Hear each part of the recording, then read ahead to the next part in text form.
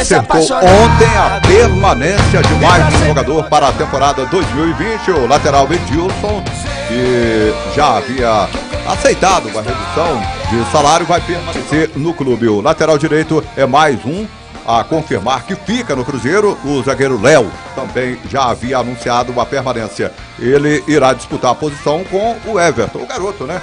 Que subiu para o profissional na temporada passada. Orejuela continua no grupo, mas será negociado aí pelo Cruzeiro por empréstimo. Edilson usou, inclusive, as redes sociais para falar sobre a permanência no Cruzeiro, afirmando que a vontade de participar da reconstrução do clube é imensa e incondicional, né? Tem que parar com o Golo, né? Ele estava com aquela galera, juntamente com o TN10, né? Robinho também entrou nessa marca aí. Então, se realmente saber jogar, o cara sabe, né? Mas fora de campo não vinha cumprindo com aquilo que um atleta realmente tem que fazer, né? Ele tem que cuidar da sua profissão. O Edilson ano passado, fisicamente, ele estava bem abaixo dos demais. A gente via isso, ele estava até gordo. Desculpa falar o modo, mas ele estava até gordo em alguns jogos do Cruzeiro, dava pra ver. Então, se o Edilson, baladas, então se o Edilson, se ele aceita ficar por uma redução de salário, ele vai querer mostrar serviço. Eu acredito que para a Série B, o Edilson é excelente jogador e o Everton, o lateral, eu ainda acho que ele não está pronto para assumir essa titularidade, para chegar e para se firmar. Acho que ainda é muito jovem, tem muita coisa para aprender. O Cruzeiro aguarda a proposta oficial do Palmeiras, que manifestou interesse no lateral Orejuela. A Raposa deseja algo em torno de $500 mil, cerca de R$2 milhões, além do empréstimo de pelo menos 2 jogadores do elenco palmeirense que não serão aproveitados pelo técnico Vanderlei Luxemburgo, o Palmeiras que joga hoje nos Estados Unidos. O Cruzeiro fez os primeiros contatos com o clube paulista para saber as situações de Jean e Guerra, ambos fora dos planos aí de Vanderlei Luxemburgo. Esses dois ficaram até no Brasil. Mas me parece que o Cruzeiro está de olho em jogadores mais jovens do Palmeiras. Então, é uma negociação que caminha, tudo pode dar certo. Há interesse sim do Palmeiras no lateral cruzeirense. E o zagueiro Dedé vai mesmo deixar a toca, o Cruzeiro. O clube não conseguiu chegar a um acordo salarial. O defensor, que já está ciente da situação, busca aí um novo clube. Até o momento, apenas Léo e Edilson fizeram um novo acordo com a diretoria. Fábio, Ariel Cabral, Robinho e Manuel ainda negociam, mas devem permanecer. Por outro lado, o Rodriguinho e Fred, né, estão perto de um adeus. Dificilmente o Cruzeiro vai conseguir uma negociação com o Rodriguinho e a mesma coisa com o Fred. Com relação ao Fábio, o goleiro Fábio divulgou nota em seu Instagram para confirmar a permanência no Cruzeiro nesse ano. Ele tratou todas as notícias a seu respeito como especulação e garantiu que fará o máximo para se adequar à realidade financeira do clube. Vai ter que reduzir também o seu salário, mas o Fábio quase certa a sua permanência. Eu acho que essa aí é mais certa o Fábio ficar do que o conselho gestor, né?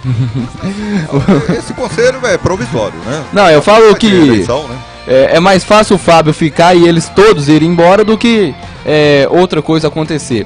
Agora, esses jogadores, Dedé, Fred, o próprio Rodriguinho, só causaram custos para o Cruzeiro. O Dedé, quando ele veio para o Cruzeiro ganhou uma disputa com o Manchester, da Inglaterra, para ter o Dedé. Salário altíssimo, já desde o início, desde quando ele chegou, muito tempo parado, gastou muito quando ele estava parado, quando ele teve os seus problemas no joelho. Então o Dedé não vai continuar no Cruzeiro, o custo de vida dele também é alto e a gente não pode entrar nesse conflito. Agora, em questão de Rodriguinho e Fred, dificilmente vai ficar. E aí outra coisa, Humberto, o custo do Rodriguinho para o Cruzeiro foi R$22 milhões a contratação dele para um jogador que reclamou o ano todo de problemas lombares. Eu acho que o Rodriguinho, esse sim deveria ficar pela contratação que o Cruzeiro fez com ele. Bom, o Cruzeiro rescindiu foi o contrato do zagueiro Fabrício Bruno, mas agora tá livre, né? De repente volta aquela negociação com o Red Bull. Já mostrou interesse e ficou perto aí de assinar com o atleta. Certamente vai jogar no Novo Bragantino. Agora, uma declaração ontem que foi bastante divulgada, chamou muito a atenção. Vitório Medioli, de volta, né? Usou aí as redes sociais ontem para falar pela primeira vez após sua saída da direção executiva do Cruzeiro. Em um vídeo publicado na própria página oficial, ele falou sobre as administrações do clube, né? Afirmou que o Cruzeiro virou cabine de emprego e que a dívida passa de R$1 bilhão, se somada à renegociação do Profut, que é o Programa de Modernização da Gestão de Responsabilidade Fiscal do Futebol Brasileiro.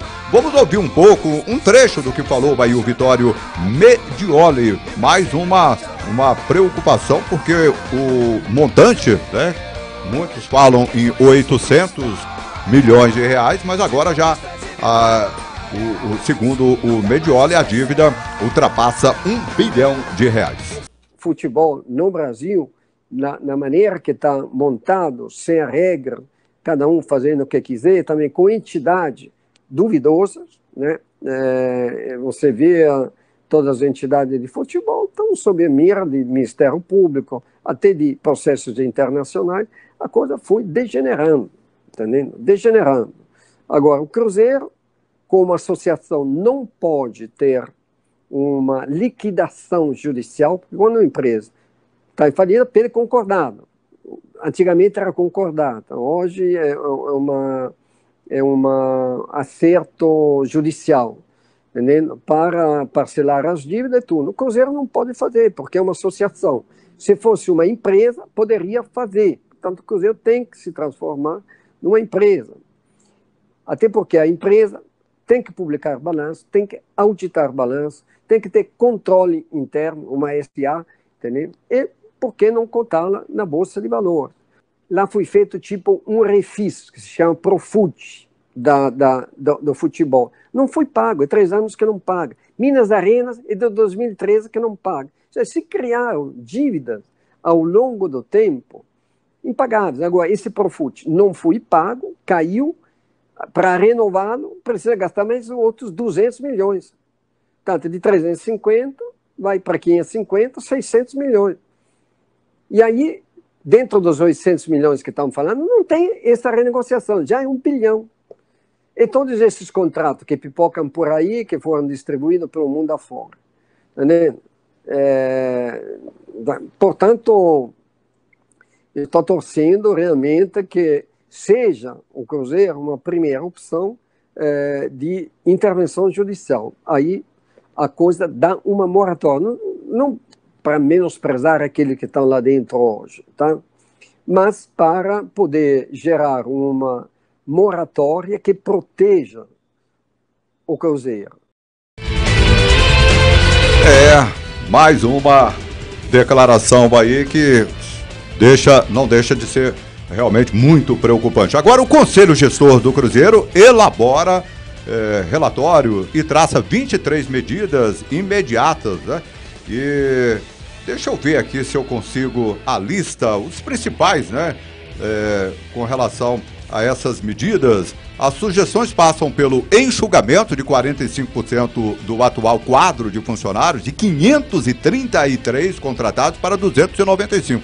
É o que o Medioli falou aí, o Cruzeiro virou um cabide, né, de emprego. Reduzir a folha mensal administrativa de 4,5 milhões para 1,6 milhão e a do futebol de 16 milhões, né, também, que é um absurdo, deve ficar aí em torno de 3 milhões, 4, né, não vai ultrapassar 5 milhões.